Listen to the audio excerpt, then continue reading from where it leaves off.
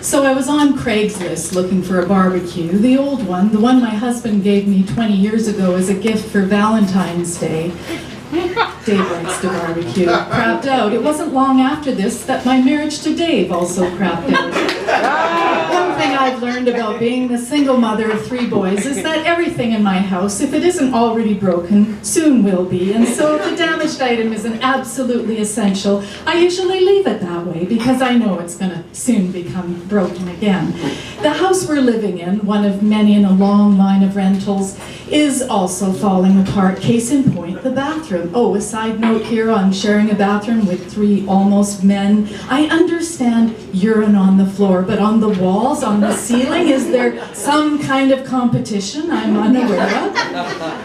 The paint in our bathroom is lifting off in sheets. I'll often come home and sit in the bathtub, a glass of wine in hand, after a long day of work, and see a piece hanging precariously overhead, making bets with myself whether or not it's going to peel off and land in the bathwater.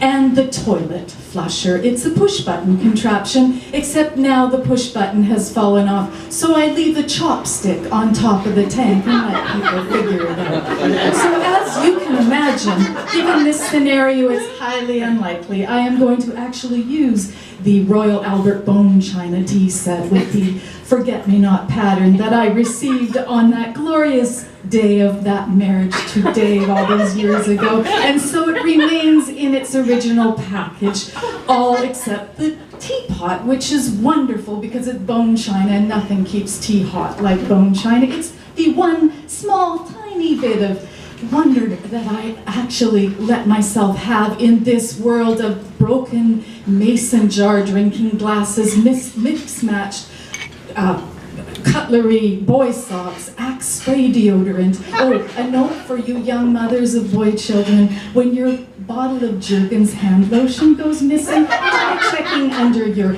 teenage boy's bed. You'll have to wait for a lot of Kleenex, but eventually you'll find it. So I'm sitting there on Craigslist, computer open, and my tea is lukewarm because I can't seem to find my teapot anywhere. And I'm scrolling through a whole bunch of different houseware items.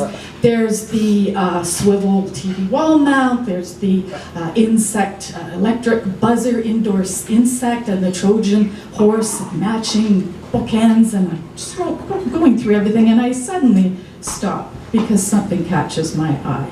My oldest son, Mark, has a history of selling items that I pretty much thought he didn't come by on a strictly honest fashion. I mean, he did accumulate a whole bunch of bicycles. I tried keeping on top of it, but as I learned at Parents Together, a support group for parents of troubled teens, difficult teens, as if there's any other kind, asking questions means you get told lies.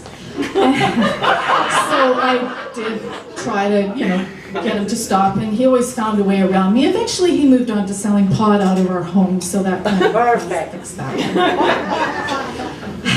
Mark is not the only one to give me a run for my money. I have 3 sons, after all. Let's see, there's the school property that's been spray painted and damaged. There's the mailbox lit on fire.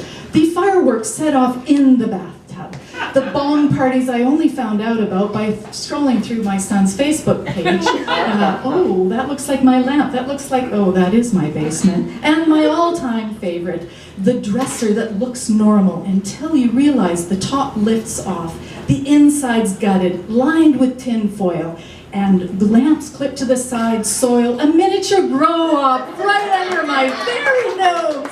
You see, they can do something when they're motivated. So I'm sitting there, and I'm looking at the screen, my tea's gone cold, and there, in between an ad for a hair collecting shaving apron and another one for surveillance dummy cameras, is an ad for a Royal Albert bone china tea set with forget-me-not pattern and my son's cell phone number. The house is quiet. One of my sons is downstairs in the basement where he has yet to emerge since graduation, where he got himself surgically attached to his computer, the other 2 out committing God knows what crimes. I look around my kitchen with the busted blinds, with the mangled slats, and the chairs with the stuffing pulled out, and the refrigerator with the freezer box so filled with frost that maybe, just maybe, you can squeeze in a frozen pizza if you're lucky. And I begin to devise a Craigslist ad.